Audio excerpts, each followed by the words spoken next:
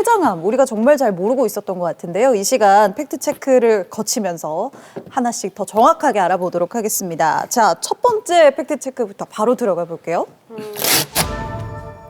알코올 도수가 높은 술을 마시면 췌장염 발생 위험성이 더 높아진다. 야, 제가 저번 주에 막년회를 하잖아요. 네, 요즘 많이 하죠. 오랜만에 중국 식당에 갔거든요. 고량주. 고량주 먹어야죠. 그래서 다음날 역시 깔끔하네 이랬는데 갑자기 겁이 나네요. 네. 와, 이 와중에 또 혼란을 준다고. 네. 한번 들어보겠습니다. 무슨 태 고랑주 먹었겠네? 맛있는 거 먹었습니다. 네. 네. 딤섬이랑. 하나, 둘, 셋. 따단. 오. 그래요? 하여튼 저는 이렇게 생각합니다. 도수 높은 술. 제가 옛날에 그 KNN에서 보내가지고 블라디보스톡을 한번 간 적이 있거든요. 1월 달에 갔는데 와, 영하 40도, 50도 되더라고. 거기서 주는 보드카 같은 술을 딱 한 잔 마시는데 52도짜리를 딱 마셨는데 여기서 불 쫙 붙겠는데요? 하더만 와, 그걸 밖에는 영하 40도 되는데 방 안에 들어오니까 따뜻한 데다가 이걸 마시니까 사람이 살 가더라고. 야, 이거 리포터를 하러 블라디보스까지 왔는데 이거 완전히 죽는 거 아니겠는데 야, 한 10분인가 15분 되니까 말짱이 깨더라고. 이게 뭐냐면 이게 사실은 아까 우리 교수님 말씀하셨듯이 술을 장기 복용 뭐 이런 말씀을 하셨거든. 쭉 먹는 사람. 근데 한 잔 먹고 확 올랐다가 없어지면 이건 끝난 거거든. 근데 이걸 계속 먹으면 가는 거야.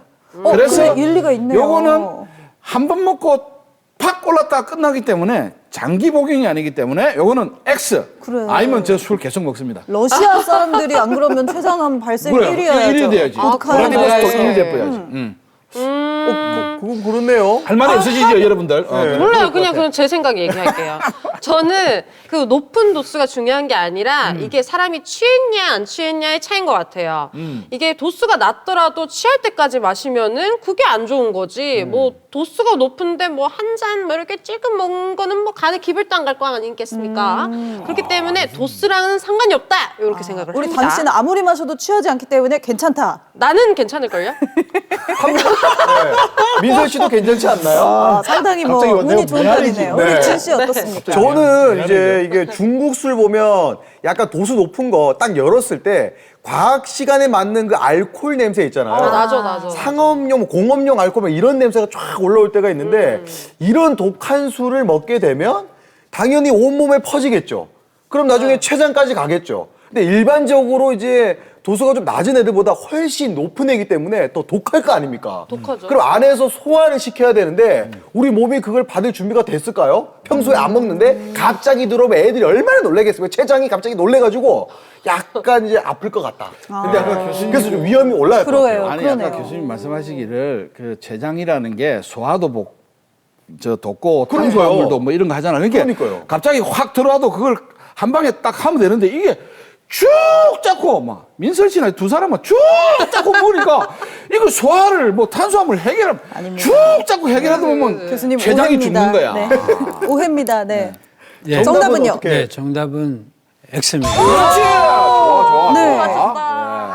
그래서 아까 말씀하셨지만은 그 독주, 네. 독주라 그러는데 그 러시아의 보드카 또 뭐 스코틀랜드의 위스키 그런 것도 독일의 맥주 또 뭐 프랑스의 와인 같은 그걸 많이 먹는 지역에서의 췌장염 발생을 비교했는데 네, 네. 차이가 없습니다. 아, 연구에 의하면요. 그래서 아까 다 지적이 나오셨지만 그 도수보다는 그 양이 중요하다고 돼 있고, 그러니까 도수가 낮은 알코올도 많이 드시면은 췌장염이 오고 오래 드시면은 그 만성으로 갑니다. 그리고 제 친구가 이제 그 회장인데 그 1인 그 1등석 비행기 1등석에 네, 네. 타면은 왜 와인을 막 주지 않습니까? 그거를 열 몇 시간 가는 동안 계속 마셔가지고 그 다음 날 도착했을 때 급성 췌장염으로 입원했었거든요. 그러니까 공짜라고 계속 마시는데 한 번씩 막 비즈니스라도 타면은 예, 네. 막 마시고 그러니까 밤새라도 많이 마시면 급성 췌장염은 올 수 있습니다. 한 번 마셔도요. 그렇구나. 밤새 마시면 그러니까 그 양이 굉장히 중요합니다. 차라리 소나기가 낫지 가랑비에 옷 젖는 줄 모르는 그런 느낌처럼 좋은 비유네요. 계속 먹으면 안 된다는 거네요. 그러니까 그 반주로 뭐 매일 드시는 분들이 조금씩 네. 있으신데 그런 경우 이제 중간중간 좀 쉬는 틈을 갖는 게 좋습니다. 아 근데 이게 또 먹다 보면 오랜 시간에 약간 좀 술에 젖어 있는 이 느낌이 또 예, 예. 좋거든요. 죄송합니다. 예. 그립구나. 놀고 싶구나. 조심해야겠어요 앞으로. 네. 맞아요. 회식을 하더라도 뭐 2차, 3차 이렇게까지는 아니고 네. 정말 적당히 즐기고 또 쉬어주는 게 중요할 것 같다는 생각이 듭니다. 자, 다음 팩트 체크 들어가 보겠습니다. 두 번째입니다. 췌장염이나 췌장암을 진단하는 가장 정확한 방법은 복부 초음파다. 요거는 뭐 저는 자신 있습니다. 자신 있으십니까? 네. 하나, 둘, 셋. 아헤이, 자신 있다고? 요거는 확실히 티가 나는 게 병원을 많이 가본 사람. 빙고. 병원 근처에 거의 안 가는 사람. 자, 제가 여러분께 정답을 티가 좀 나는 것 알려드리겠습니다. 같아요. 네. 이게 왜냐하면 뼈는 뼈는 엑스레이를 찍으면 되고요. 네. CT 라인을 찍으면 되고 이 내장이랑 뭐 복부 요런 쪽은 무조건 MRI를 찍어야 됩니다. 무조건입니다. 그럼 초음파는요? 그거는 이제 뭐 좀 때에 따라 가지고 애기 보려고 찍는 거 산부인과? 그럴 때 하는 건가? 그거는 이제 그런 지금 여기까지입니다. 네. 아, 근데 저도 좀 MRI나 초음파 이런 걸 생각했는데 사실 아까 그 말씀하셨듯이 등뼈 그다음 위 요 사이에 있기 때문에 앞으로 찍는 거나 등들이 뒤에서 찍는 건 아무 효과가 없을 거라는 그러네요. 생각에 사이에 있으니까. 그렇게 그 차이를 침투하는 촬영만 되면 가능한 초음파는 그 침투한 촬영이 안 되나? 그러면 잠깐만. 울지 마세요. 바꿨어? 바꾸신 거예요? 내 X를 들고 있네? 하여튼 그래서 자연스럽게. 그런 이유 때문에 MRI 정도는 찍어야 나타나지 않을까? 이거 내가 X였구나. 정답 한번 확인해 보겠습니다. 정답은요? X입니다. 난 X였어. 그럼 처음부터 X였어. 일단은 복부 초음파로도 아니죠. 가장 정확한 방법이 복부 초음파는 아니라는 아니라는 말씀이시죠? 그 아까 좋은 말씀하셨는데 아마 여러분 한두 번쯤은 이 초음파 검사를 받아보신 적이 네, 있을 네. 겁니다. 맞아요. 굉장히 간편하고 그 안전한 방법인데요. 네. 이 초음파 검사는 단점이 그 가스가 있으면은 초음파가 이 투과를 못합니다. 근데 이 췌장은 앞에 위장이 지나고 있기 때문에 네. 그 어느 부위에서 투과가 안 돼서 췌장이 나오질 않죠. 볼 수가 없네. 그래서 아까 말씀드렸지만 이 췌장을 우리가 머리, 몸통, 꼬리로 3등분을 하는데 네. 이 초음파로는 이 꼬리가 거의 안 보입니다. 또 머리, 몸통도 일부분만 보이는 경우가 흔합니다. 그래서 실제 제 췌장암 환자분 중에 초음파 검사에서 암을 놓치는 경우가 드물지 않기 때문에 저희로서는 초음파 검사로 끝을 내지 않고 네. 반드시 CT나 MRI를 해서 췌장암 유무를 확인하고 있습니다. 그러면은 췌장암을 진단하려면요. 지금 말씀하신 게 초음파도 일단 봐야 되고 CT와 MRI까지 다 거쳐봐야 진단이 가능하다는 건가요? 그런 의미는 아니고 CT 검사로 거의 확인을 가능합니다. 그런데 이제 초음파 검사는 워낙 건강검진에 많이 네. 퍼져 있다는 뜻이고요. MRI는 비용이 좀 높아서 네. 저희가 그런 걸 고려해서 검사를 시행하고 있습니다. 근데 지금 모형에서 나오는 노란 부분이 췌장암이라 했는데 그 암이 많이 걸리는 부위가 또 있습니까? 머리, 꼬리가 머리, 있다고 몸통, 하시니까. 꼬리인데 뭐 머리 쪽에서 많이 생긴다고 통계는 나와 있는데요. 뭐 어디나 머리나 몸통, 꼬리나 다 발생할 수 있고요. 한 가지 이제 머리에서 생기면 황달이 잘 오고요. 꼬리에서 생기는 경우는 황달이 안 와서 좀 나중에 환자가 병원을 찾는 경우가 많습니다. 그럼 오히려 꼬리 쪽에 암이 생기면 예후가 더 안 좋겠네요. 더 힘들겠네. 일반적으로 그렇습니다. 이래서 정말 빠른 진단이 중요한 것 같습니다. 네, 알겠습니다. 자, 마지막 팩트 체크 들어가 보도록 하겠습니다. 세 번째 함께 보시죠.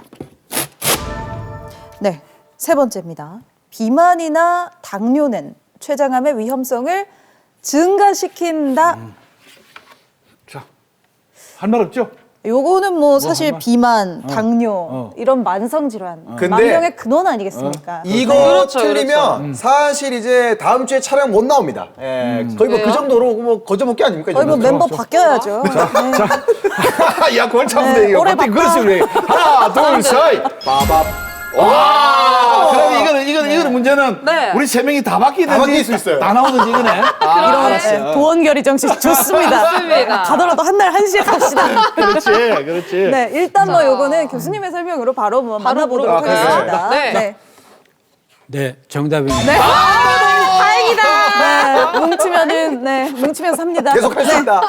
아, 이게 사실 뭐 네, 확실히 비만과 당뇨가 이게 참 다른 질병을 더 빨리 불러일으키고 이 자체로도 사실 안 좋은 질병인 것 같아요, 그러니까. 요새는. 네. 네. 이 당뇨 환자분의 경우 성인 소아가 아니라 성인 당뇨의 경우 그 우리가 인슐린에 대한 감수성이 떨어져 있다고 그러는데요. 그러니까 그게 무슨 얘기냐면 이 췌장에서 인슐린은 제대로 나오는데 이 말초 조직에서 그거를 잘 못 받아들인다는 얘기인데요. 그거를 이제 보상하려고 이 췌장에서는 인슐린을 자꾸 많이 만들어냅니다. 근데 인슐린이라는 게 이 당을 조절하는 기능뿐만 아니라 성장인자로 작용해서 이 세포를 증식시키는 기능이 있습니다. 그러니까 암이 있는 경우에 그 암세포까지도 자라게 하는 더 기능이 자라게 있기 하는구나. 때문에 이 당뇨 환자분이 그 암 발생이 올라간다는 뜻이고요. 비만은 결국 당뇨하고 연관이 있지 않습니까? 네, 네. 그래서 이 비만이나 당뇨는 췌장암 발생 위험들을 증가시킨다고 알려져 있습니다. 알겠습니다. 인슐린이 생각보다 정말 많은 기능을 하네요. 혈당 조절뿐만 아니라 세포의 증식까지도 관여를 한다고 하니까 오늘 또 하나 이렇게 배워갑니다. 우리 네. 그 세 사람을 좀 한번 잡아주세요. 거만한 표정을 한번 잡게. 저 정도는 알아야 되는 거 아니겠습니까? 근데 사실 이거 못 맞추면 진짜 다음 주 진짜 못 나올 뻔했어요. 그 정도로 쉬운 자, 우리 문제가 아니었나. 그만한 표정. 우리 신년 개편에도 같이 갑시다. 네, 여기까지 하겠습니다. 네.